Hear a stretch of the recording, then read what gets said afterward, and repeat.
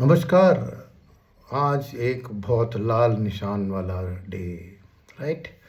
तो Nifty 2% down था, small cap index भी 2% डाउन, माइक्रो कैप इंडेक्स भी 2% डाउन और मिड कैप थोड़ा 1.5% डाउन, राइट?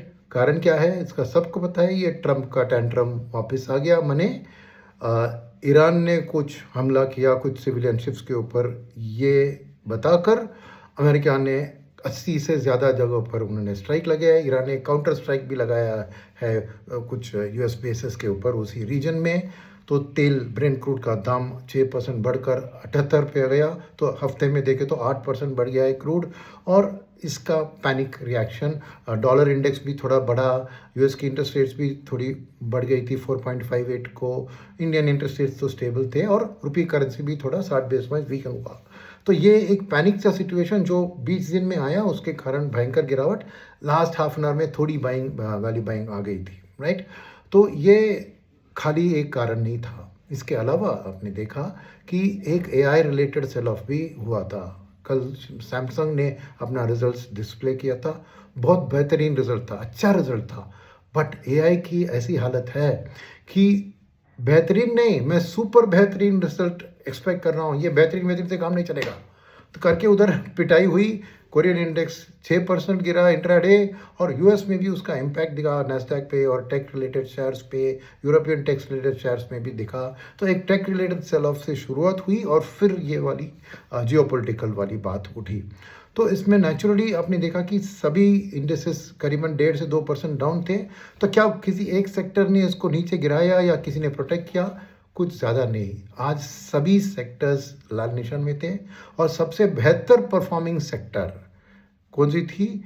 वो भी आपको -1% थी। तो कौन सा है वो? 1 मिनट दीजिए, मैं बताता हूँ आपको कि आज की बेस्ट परफॉर्मिंग सेक्टर अगर आप कहें, राइट, वो है मेटल, 91 बेसिस पॉइंट्स की गिरावट। फार्मा 97 बेसिस पॉइंट्स की गिरावट। एनर्जी में 1.25% की गिरावट। आईटी में 1.37% की। तो ये सब लीस्ट गिरावट है, 1%। और सबसे वर्स्ट परफॉर्मिंग सेक्टर था पीएसयू बैंक और प्राइवेट बैंक, जो 2.5 से 2.7% गिरे थे। FMCG 2.5%, oil and gas 2.25%, auto 2.25%। तो देख रहे हैं आप कि यूनिफॉर्मली अक्रॉस द बोर्ड एक सेलिंग हुई थी। थोड़ा बहुत आईटी और फार्मा में डिफेंसिव तौर पे उतनी गिरावट नहीं थी, मगर बहुत ज़्यादा किसी सेक्टर ने 4-5% की गिरावट नहीं दिखाई थी। तो ये एक इम्पॉर्टेंट क्लू है। क्यों मैं बता रहा हूँ? और एक इम्पॉर्टेंट चीज़, तो इतनी भयंकर गिरावट के अंदर आपने क्या सोचा हो कि कौन है कसूरवार इसका? किसने आके मार्केट को गिराया? क्या ओवरनाइट एआई सेल ऑफ के बाद और ट्रम्प की नाटक के बाद ये एफआईएस ने जाके बेचा और डीआईएस ने भी जम के बेचा कि माहौल ठीक नहीं है? बिल्कुल नहीं, गलत। कि आज एफआईआई डीआईआई दोनों नेट खरीदारी किया है। अजीब है ना? इतनी भयंकर गिरावट के मार्केट में बड़े दिग्गज इंस्टीट्यूशनल प्लेयर्स आज नेट कैश में पॉजिटिव थे। तो कसूरवार कौन है? बाकी कौन बचा है भैया?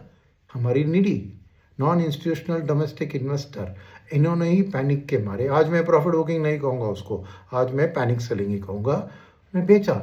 और इसका एविडेंस क्या है? एक तो बात है कि एडवांस डिक्लाइन रेशियो, दूसरी बात है वॉलेटिलिटी इंडेक्स। वॉलेटिलिटी इंडेक्स का आज 26% बढ़ गया। कितना? 14.5। 11 के लेवल पे था, वो 14.5 के गया। तो वॉलेटिलिटी भयंकर बढ़ गई। जब वाइड सेलिंग होती है तभी वॉलेटिलिटी इंडेक्स बढ़ती है। और सेकंड बात है एडवांस डिक्लाइन रेशियो, जो महीने के दिन में इतना खराब मैंने नहीं देखा। 450 स्टॉक ही बढ़े थे, 2000 से ज़्यादा स्टॉक गिरे थे आज। तो heavily in favour of declines था ना। तो ये क्लासिकली आपको निडी की बिहेवियर है। तो अगर एफआईआई ने भी नहीं बेचा है तो इतनी गिरावट कैसे आई? वो क्या है कि उन्होंने गिरने दिया। उन्होंने भी बिकवाली से शुरू की दिन को, फिर लास्ट में आके उन्होंने, जब सब प्राइस करेक्शन हो चुका था, उन्होंने आके बार्गेन हंटिंग के तौर पर कुछ शेयर्स और स्टॉक्स खरीद लिए थे। तो उन्होंने ऐसा नहीं कि उन्होंने नहीं बेचा, वो बेचा था शुरुआत में, एंड ऑफ डे में जाके, क्योंकि भयंकर जो करेक्शन हुआ है जहाँ पे उनको लग रहा था कि फ्यूचर अच्छी है, खाली ये पैनिक के सेलिंग है, तो जाके उन्हें खरीदारी की। मगर जैसे मैं कह रहा था, अल्टीमेटली वो नेट कैश बायर्स थे। तो ये बहुत इंटरेस्टिंग चीज़ होगा ना, जो मैं भी इसी का इंतज़ार कर रहा था आज की रिव्यू करने के लिए, और देखा तो मैं भी हैरान हो गया। मगर बात वही है। तो अब के लिए स्थिति क्या है? स्थिति यह है कि मार्केट में ये नेगेटिव हवा चल रही है और जब तक इसमें कोई क्लैरिटी नहीं आती, यानी वॉर की सिचुएशन में ऑयल प्राइस जब तक स्टेबलाइज ना होते और क्लैरिटी आती है, ये यूएस ईरान की मिलिट्री इंगेजमेंट जो है वो कहाँ तक जा पहुँचेगी, राइट, वो क्लैरिटी आने तक आपको मार्केट एक डिफेंसिव पोस्चर में ही रहेगा। मगर जैसे मैंने कहा लास्ट आधे घंटे में क्योंकि एफआईडीआई की बाइंग मैंने देखा, तो शायद कल भी ये थोड़ी देर के लिए बाइंग चल सकती है। तो एक बॉटम फिशिंग जो कहते हैं, सस्ते स्टॉक्स, अच्छे स्टॉक्स सस्ते में मिल रहे हैं, जो जाकर खरीदारी करके मार्केट को थोड़ा सपोर्ट मिल सकता है। मगर मार्केट के लिए एक डायरेक्शन आने के लिए ये वाली नई जो संभव आई है उसमें कोई हल चाहिए, कुछ क्लैरिटी चाहिए, जब तक आप कहेंगे कि मार्केट इधर उधर घूमेगी। और ये रात को जो बात अपनी जो एफओएमसी मिनट्स की आनी थी और मॉनसून का अपडेट, और कल शायद इवन कल टीसीएस की रिजल्ट्स भी कुछ ज़्यादा मार्केट को क्या हिला पाएगी, और ये अभी ऑब्जर्व करेंगे। अब एक बहुत बड़ा कारमेघा, राइट, डार्क क्लाउड ऊपर है, उसमें क्लैरिटी आने तक हम कहेंगे कि मार्केट ऐसे ही रहेगा। डेफिनेटली थोड़ी सपोर्ट मिलेगी डीआईएस के ज़रिए जब गिरावट ज़्यादा होती है, बट उसके अलावा बहुत ज़्यादा बढ़त को एंटिसिपेट नहीं करना है, बट एक वैल्यू बाइंग ज़रूर होगा मार्केट में। तो उसी हिसाब से हम बैक टू अपना यूथ और बाज़ार की टाइम फ्रेम में जो कंसोलिडेट करके क्या कहा मैंने, धीरे धीरे सिस्टमिक तौर पर थोड़ी थोड़ी डाइवर्सिफाइड पोर्टफोलियो में सेक्टर पिक मत कीजिए, एक्यूमुलेशन मोड में रहिए, वही है मेरी सलाह। धन्यवाद।